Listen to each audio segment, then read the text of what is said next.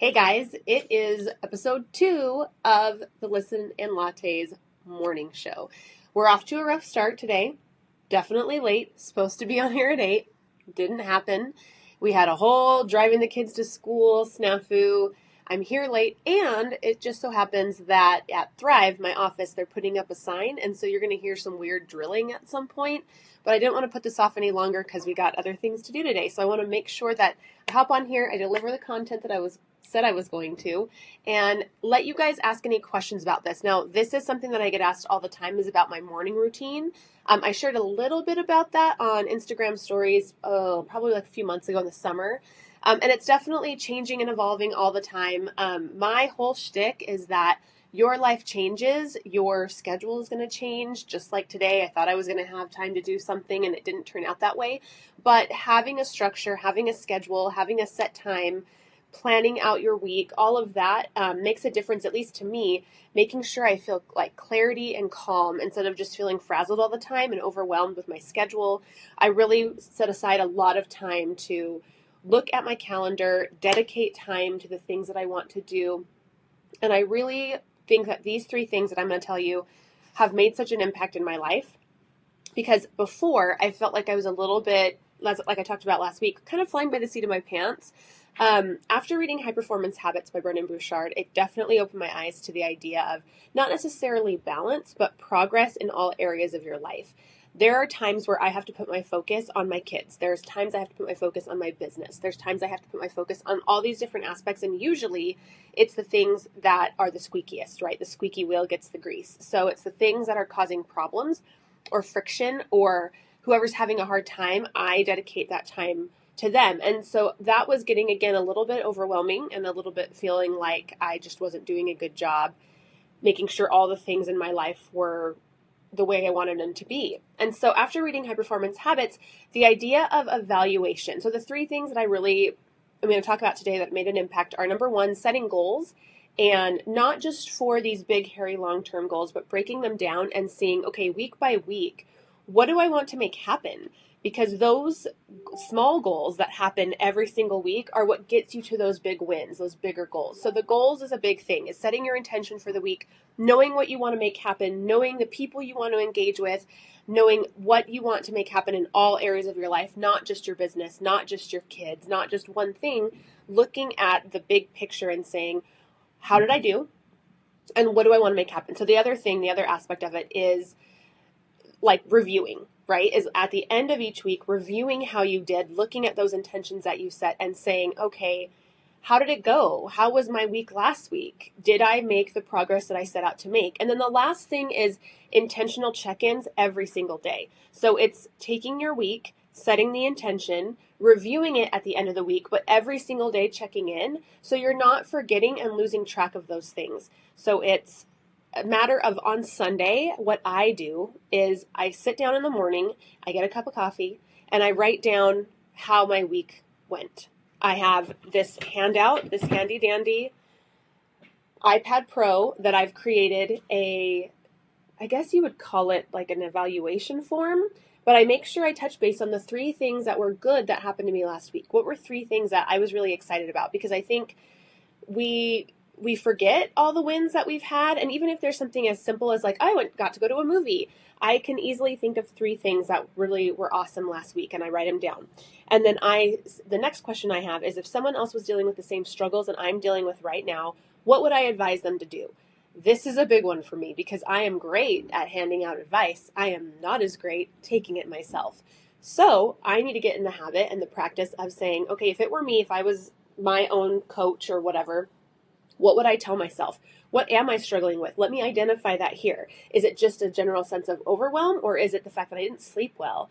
Or is it the fact that I didn't get any workouts in last week? Or is it the fact that I didn't reach out to my grandma this week? Whatever it is that I didn't do well, what would I then tell myself to do? Okay, do I need to put it on the calendar? Do I need to set reminders for myself? Do I need to make sure I put my phone in a different room at night so I can sleep better? Do I need to do whatever it is to make that happen? What would I tell myself? The last question would be 3 things I could do differently to make my life better or move faster.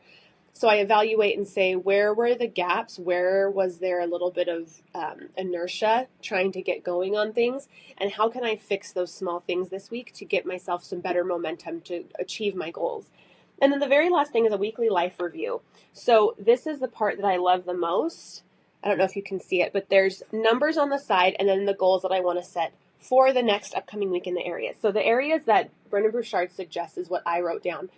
And it's the health area of your life, mental and emotional, intimate relationships, so your husband, your girlfriend, whatever it is that your intimate relationship, you write that down, family, friends, mission and work, experience and adventure, and I always get the worst scores on that because I'm such a creature of habit, so I don't get great scores on experience and adventure, so I need to continually work on that. Spirituality is one of the things on there, money, and then learning. All of those areas of my life. And you might have different areas. You might have other things that are more important to you, or some of these things you might not even have on your list. Maybe you just don't care about some things. But I love the fact that it looks at a holistic view of your life, and it allows you week by week to say, how did I do? So you evaluate what last week was, and then you set your intention and your goals for this coming week. What are you going to make happen to get a better score than last week? It does feel a little bit, sorry, my alarm's going off. It does feel a little bit like a chicken and an egg thing. So I would start, before you even set intentions, maybe just evaluate, look at your different areas of your life on Sunday and say like, okay, did I do anything for my health? Did I do anything for my spirituality to connect with whatever higher power I believe in?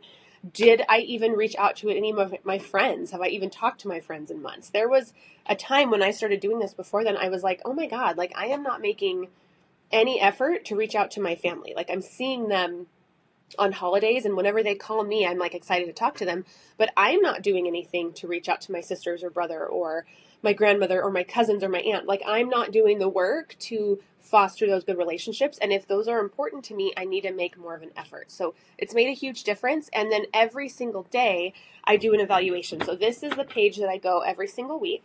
And then let me show you really quick. Every day I have a journal page. And I make sure I check in with those areas. I make sure that every day I put a message to myself. I write down what I'm grateful for. I write down the goals that I'm focusing on this week. I write down my top 3 priorities. And if I've gotten too far in the week and my priorities are not matching the goals that I've set for myself, I need to make a change. I need to make an adjustment. So that daily check-in of those things will make sure that you're on the right track. Make sure you're putting your priorities where they need to be for that day. I also have a to-do list here. And I have a daily habits scorecard. So that's something that you will read. If you read High Performing Habits by Brendan Burchard, he talks about his daily habits that he likes to instill in his everyday. And I've added a couple for myself because I feel like those are important to me. So mine are clarity. Did I have clarity throughout my day? Was I productivity? Did I have energy throughout the day? And did I manage my energy well? My influence, was I a positive influence in other people today? Necessity, was it clear the reason why I was doing things all day long? And then courage, was I taking big steps? Was I doing big things? Was I getting out of my comfort zone? And then the last 2 for me, one of them is creativity. Am I doing things to foster creativity in my life? And instead of just doing busy work all day, am I doing stuff that's going to fill me up and fuel my business? Because creativity is where all of this starts. And the last thing is happiness. I want to make sure that I spend my day in a good place, being happy throughout my day. If it's too low, if that number becomes too low for too long, I need to look at what I'm doing and say, why are my days not at least an 8 of happiness? Yes, there's days that we have to do things we don't like to do. And yes, sometimes even if you love your job, it can get wearing on you. But if you are not scoring high on a happiness rating every single day of your life, please take a look at what you're doing and make a change and try to figure out how you can unlock that just daily bit of happiness to raise your levels.